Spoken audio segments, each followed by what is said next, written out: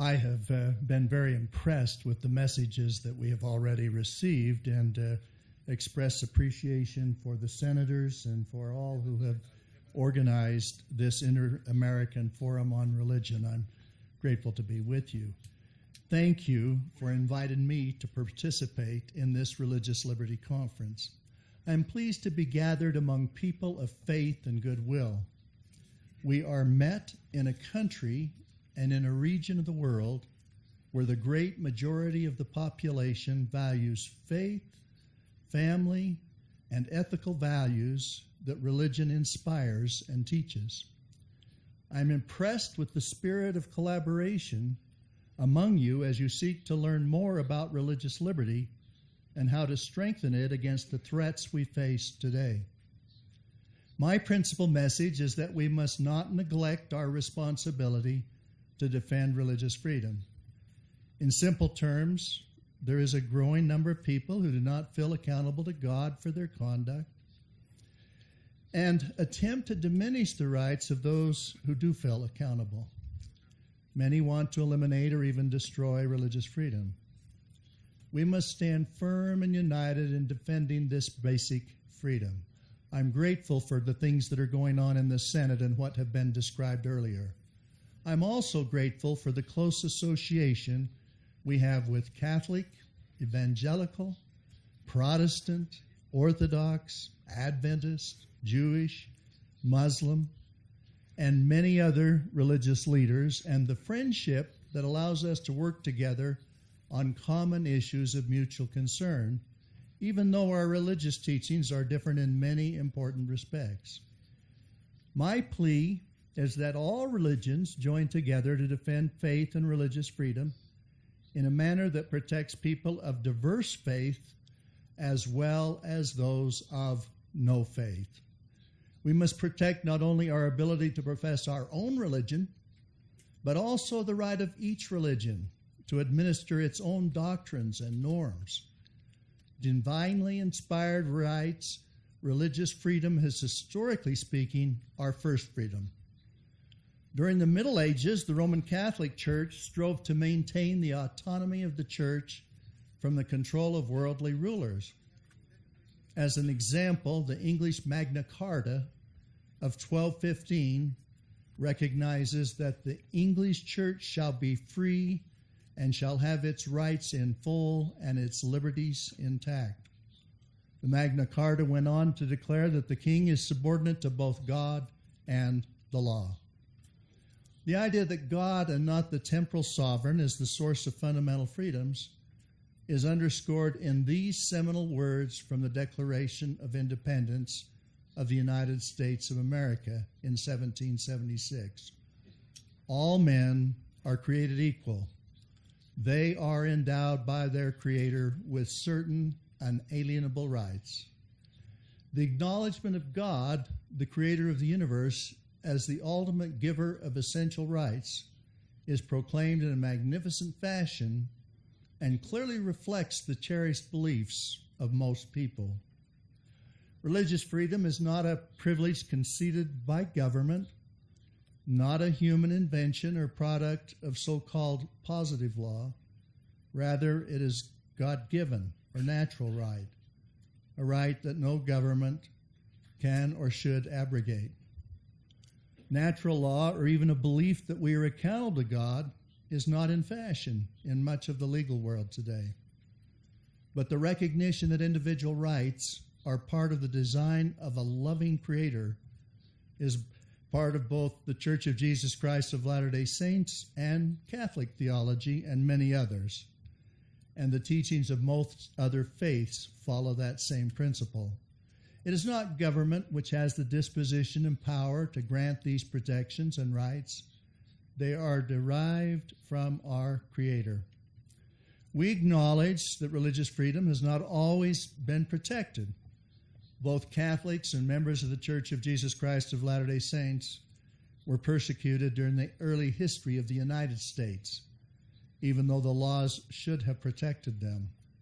We also acknowledge the persecution of Jews, which is without analog in history. In an international church-state symposium in 1998, then United States Senator Gordon Smith gave two examples of U.S. persecution. He pointed out that nativist groups were organized to supposedly, quote, resist the insidious policy of the Church of Rome and other foreign influence against the institution of the United States by placing in all offices nothing but native-born Protestant citizens. That was the goal of that group. Clearly discrimination, not having Catholics in government. Laws were passed that clearly discriminated against Catholics. Senator Smith, a devoted member of the Church of Jesus Christ of Latter-day Saints, my faith, noted that the same things happened with respect to his faith and my faith. The Latter-day Saints were anti-slavery in Missouri. They were forced to leave Missouri under attack from serious mob violence and an extermination order from the governor of the state, end quote. Joseph Smith, the founding prophet of the Church of Jesus Christ of Latter-day Saints, was later murdered by a mob in 1844, and church members were subsequently fled westward across the Great Plains. Both Catholics and Latter-day Saints thrive in the United States today. The Catholic Church is the largest denomination in the United States with over 74 million members. The Latter-day Saint Church is the fourth largest with somewhat less than 7 million members living in the United States and a total of 16 million worldwide. There are over 1 million members in Mexico. Notwithstanding these early aberrations that resulted in persecution, many of the founding fathers in the United States were committed to religious freedom. James Madison clearly favored religious pluralism. He stated, "In a free government, the security for religious rights consists in a multiplicity of sects. The two most important religious priorities today are, in today's world, are first, that individual believers should be able to worship and express faith openly without fear of retaliation or ostracism, to live openly according to religious beliefs, to be free from discrimination in a particular occupation or profession because of religious beliefs, and to be free from religious discrimination in employment, housing, or traditional places of public accommodation, such as hotels, restaurants, and public transportation. These include the basic premise of democracy that no one should be punished or disqualified based on the religious beliefs that he or she holds, whether in employment, in national life, or when advocating. The second priority is to protect the autonomy of religious organizations and their right to teach and function according to their doctrines and beliefs. This includes the freedom of a church to form a legal entity, to own and use property, including schools, hospitals, and educational institutions, to establish its doctrine, to govern its ecclesiastical affairs, and including employment, to set requirements for church membership, to conduct worship and administer its sacraments and ordinances according to its doctrine, and to speak out publicly on moral issues. These two priorities may be protected in a variety of ways. As members of the Church of Jesus Christ of Latter-day Saints, one, we follow Jesus Christ's teachings and example and claim for everyone the God-given and constitutional right to live their faith according to the dictates of their own conscience. We acknowledge that the same freedom of conscience must apply to men and women everywhere to follow the religious faith of their choice, or to follow none at all if they so choose. We believe that laws ought to be framed to achieve a balance in protecting the freedoms of all people while allowing respectful coexistence of those with differing values. We reject persecution of any kind, including persecution based on race, ethnicity, religious belief, economic circumstances, and differences in gender or sexual orientation. The Church of Jesus Christ of Latter-day Saints also asserts that those who want their rights protected must be willing to protect the rights of everyone else. We call this fairness for all.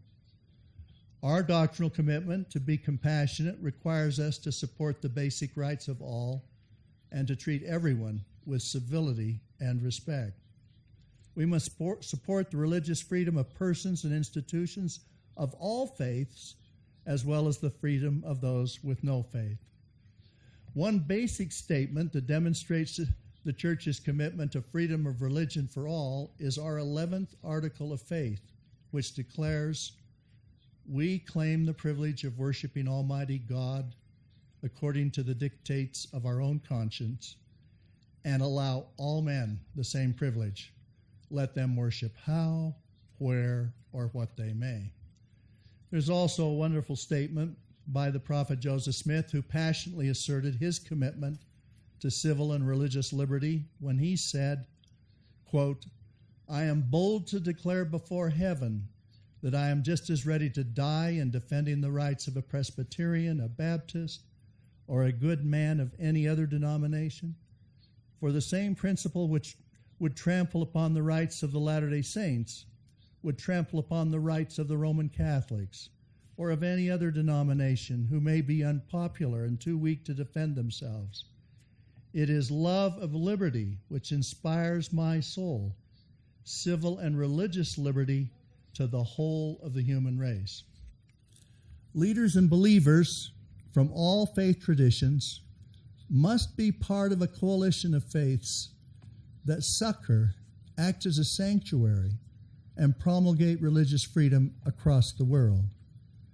One of the most pressing challenges we face is the question of how to protect freedom of religion and conscience in the face of new global trends against time-honored local values like strong religious beliefs, united traditional families, and parental rights to teach standards of morality, including sexual conduct, to their children.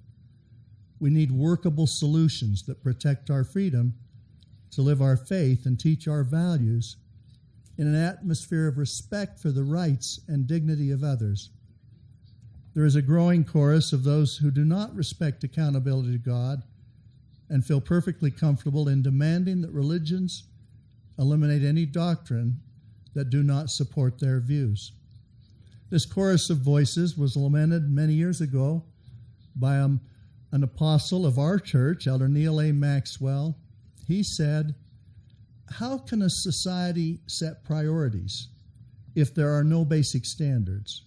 Are we to make our calculations using only the arithmetic of appetite? Decrease the belief in God, and you increase the numbers of those who wish to play at being God by being society's supervisors. Such supervisors deny the existence of divine standards, but are very serious about imposing their own standards on society." President Dallin H. Oaks, who is a champion of religious liberty and is in our first presidency, has pointed out the following: "The weakening guarantees of the free exercise of religion are not attributable to causes that are legal, but to changes in culture. The diminished value being ascribed to religious freedom stems from the ascendancy of moral relativism. Today, an increasing and influential group deny or doubt the existence of a God and insist that all rules of behavior are man-made, to be accepted or rejected as one chooses, because there's no such thing as right and wrong. We live in an increasingly godless and amoral society." End quote. In summary, here are a few of the essential questions that are of particular significance to all people who feel accountable to God. Will religious organizations continue to have the freedom to define and perform marriages solely between a man and a woman?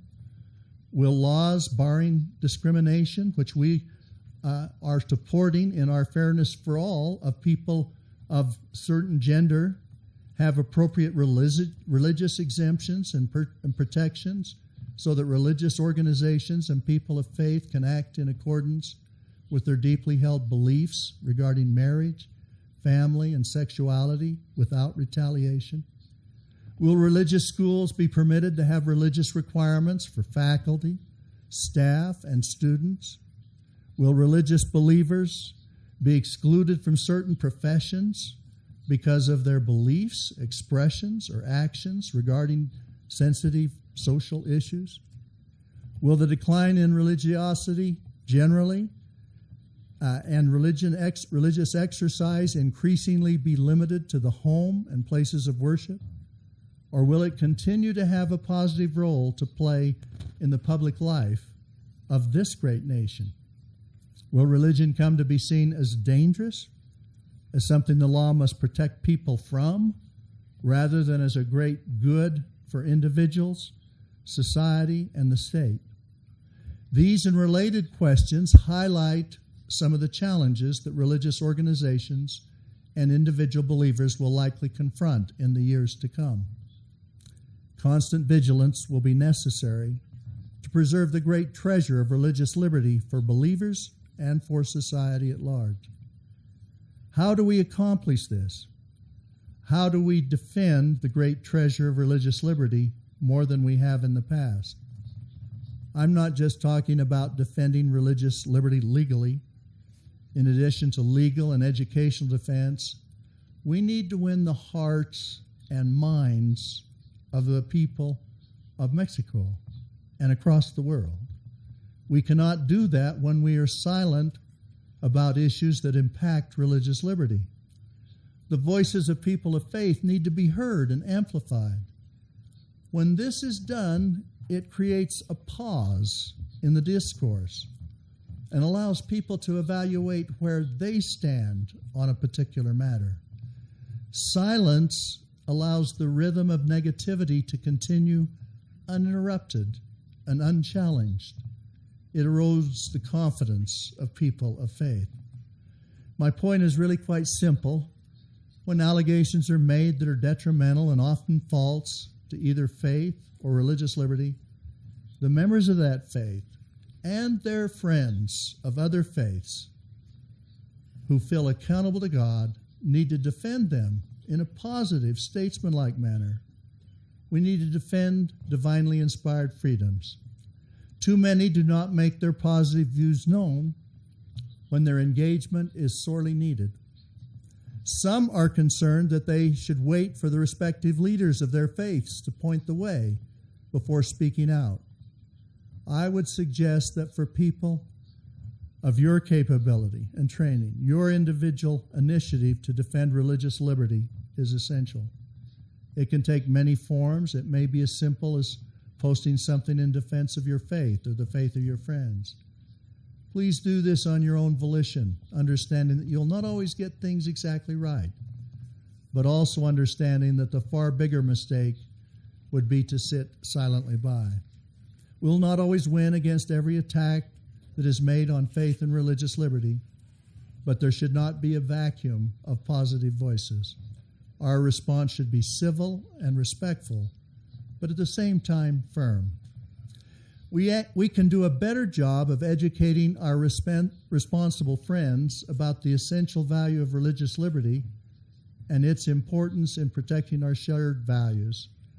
The unalienable human rights enshrined in various constitutions are unalienable insofar as these rights are bestowed by a divine creator.